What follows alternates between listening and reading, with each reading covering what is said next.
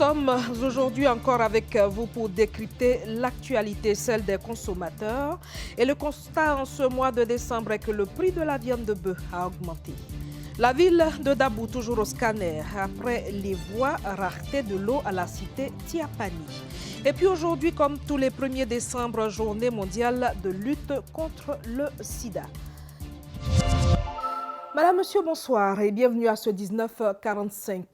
Beaucoup de sujets à l'agenda, mais nous commençons par le coût de la viande de bœuf. Christian Gokra a parcouru pour nous l'abattoir et les marchés de la capitale et le constat est que les prix ont augmenté.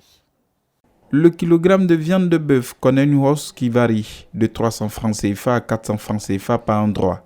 Une majoration liée selon les bouchers à la rareté des animaux suite aux différentes crises que traverse le pays. Souvent, eux mettent 200 d'ici, 100 francs d'ici. Souvent, ça diminue, ils enlèvent 200, nous on prend à 2000. Mais actuellement, nous on prend à 2100 francs, on vend à 2400. Souvent, ça baisse, souvent, ça augmente. Ça dépend de ce que ça quitte dans les autres pays pour rentrer là. Quand ça ne vient pas beaucoup, ça augmente. Si ça vient beaucoup en bouteille, ça diminue. C'est cher. Quand ils disent c'est cher, souvent les gens les demandent. Ah, vous voyez que c'est cher, tout le monde va à l'école. Il n'y a pas quelqu'un au village pour élever encore. Les élevages ne sont pas là. Nous tous on est là à Abidjan. Donc maintenant, il n'y a pas d'élevage. C'est ça qui fait ça augmente. Il faut noter qu'avec le nouvel abattoir de Port-Bouilly, les coûts d'abattage et les taxes sont aujourd'hui une toute autre réalité que vivent les bouchers ainsi que les chevillards. La taxe qu'on nous impose, on n'est vraiment pas en mesure de payer cela. On doit payer 22 000 francs comme frais d'abattage par animal. Alors qu'on n'a même pas souvent plus de 5 000 francs par bête. Ce travail repose presque sur du hasard. Parce que nous payons la bête à vue d'œil par des estimations. L'estimation peut être surévaluée comme sous-évaluée. Danyogo Komisiri, directeur de l'abattoir de Port-Bouilly, se dit surpris de constater la hausse du coût de la viande ce jour. Et pourtant, le gouvernement a appelé au respect des prix. La viande sort à l'abattoir de Port-Bouilly à 1900 francs CFA le kilo. Maintenant, il y a certaines personnes qui profitent de cette situation pour faire des surenchères sur le marché et qui vont jusqu'à 2500, 3000. Mais je pense que ce n'est pas honnête, ce n'est pas bien. Mais malheureusement, nous ne pouvons pas être à tous les kiosques, à toutes les boucheries pour contrôler cela. Le gouvernement ivoirien projette d'instituer une TVA de 9% sur la viande congelée et d'autres produits de grande consommation. Les consommateurs s'interrogent sur l'opportunité de cette taxe. Restons encore dans nos cuisines, cette fois avec le riz. Dans le cadre de la stratégie nationale de développement de la riziculture, Orange Côte d'Ivoire et le ministère de la riziculture mettent en place une plateforme technologique. Comment arrivera-t-elle à booster cette culture? Nous y reviendrons dans nos prochaines éditions. On continue avec le carnet de voyage de Denis Kouma à Dabou. 50 km à la périphérie d'Abidjan après la dégradation des voies signalée hier. Aujourd'hui, la pénurie d'eau au quartier Tiapani. Le manque d'eau est récurrent à la cité Tiapani de Dabou. Les populations de ce quartier vivent un véritable calvaire depuis plusieurs années. Et pour pouvoir s'approvisionner en eau potable, les habitants doivent faire le guet car il n'est pas permis d'ouvrir le robinet à souhait. Le problème d'eau dans la cité, depuis que nous sommes arrivés, vraiment c'est très crucial ce problème d'eau. Même si vous jetez coup d'œil dans les cuisines, vous allez voir que c'est rempli de bidons.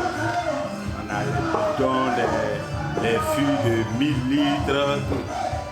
Donc, quand il y a de l'eau, plus souvent c'est vers la nuit, surtout nous autres.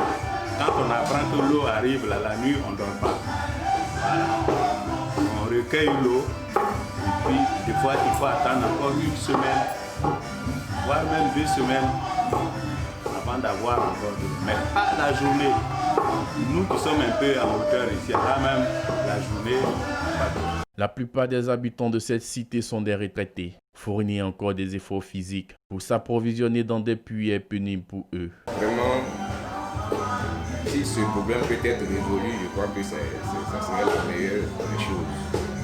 Comme vous-même vous avez dit tout à l'heure, l'eau est source de vie. mais 4 jours sans de l'eau, on n'a plus de force. Si on n'a pas les enfants à côté, qui sont aujourd'hui étudiants, qui sont partis, on va prendre la brouette, aller jusqu'au puits, on va pousser. Vraiment, c'est très difficile.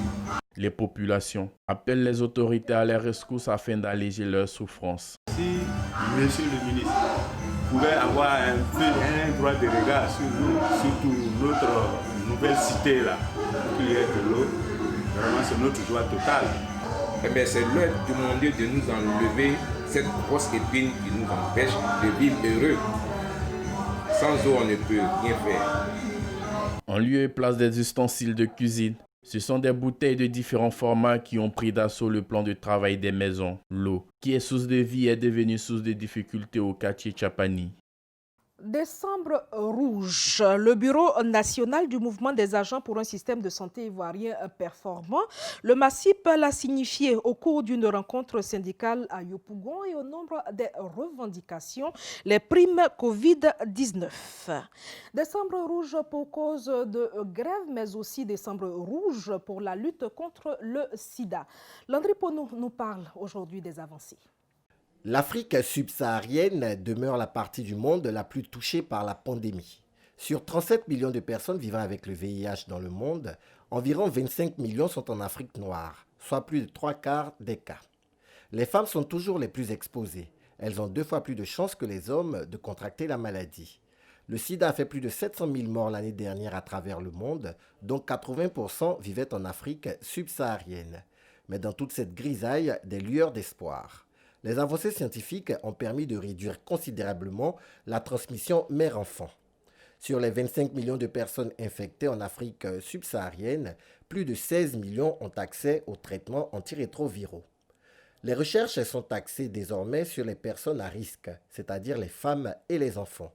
Des granulés aromatisés aux fruits pour permettre par exemple aux plus jeunes de les ingérer facilement ou une injection tous les 2 mois pour éviter la contamination chez la femme.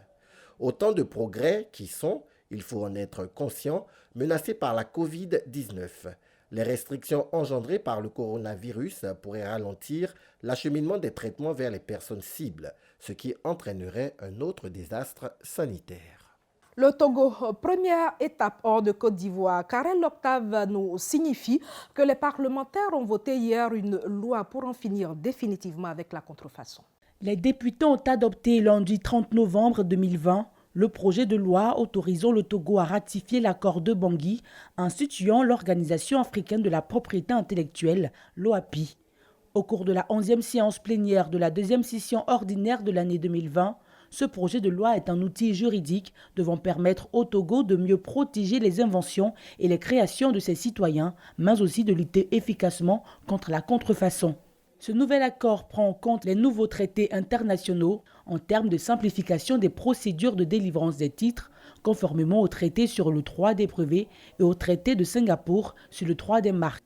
L'accord prend également en compte l'introduction de dispositions de contrôle ou des pratiques anticoncurrentielles dans les licences contractuelles. Toutes ces nouvelles dispositions vont améliorer significativement l'utilisation de l'innovation et de la propriété intellectuelle qui sont les fondamentaux de la compétitivité. Cap à présent sur le Soudan avec cet afflux massif de réfugiés éthiopiens fuyant donc la guerre du Tigri. Henri Niamke. Les conditions de vie dans les camps sont particulièrement difficiles et les réfugiés manquent de tout. Nourriture, eau potable et produits de base, comme en témoigne Sipia, un jeune éthiopien. Les gens veulent juste manger. Jusqu'à présent, nous n'avons encore rien reçu. Nous vivons avec la faim et la peur. Nous luttons aussi pour avoir de l'eau.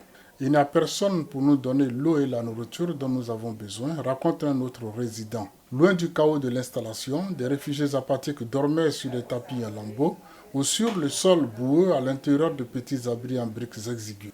L'ONU estime à 36 000 le nombre de réfugiés éthiopiens qui ont fui les combats dans leur pays pour le Soudan. Le programme alimentaire mondial a déclaré avoir besoin de 24 millions de dollars pour répondre aux besoins immédiats de ces réfugiés.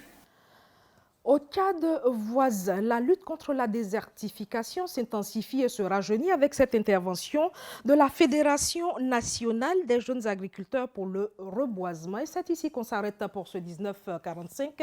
Mais n'oublions pas, la lutte contre le sida, le dépistage et la prévention sont les piliers de cette lutte. Merci à Emmanuel Bissouma et à son équipe pour la réalisation de ce journal conçu pour vous par l'ensemble de la rédaction de UFC Africa TV.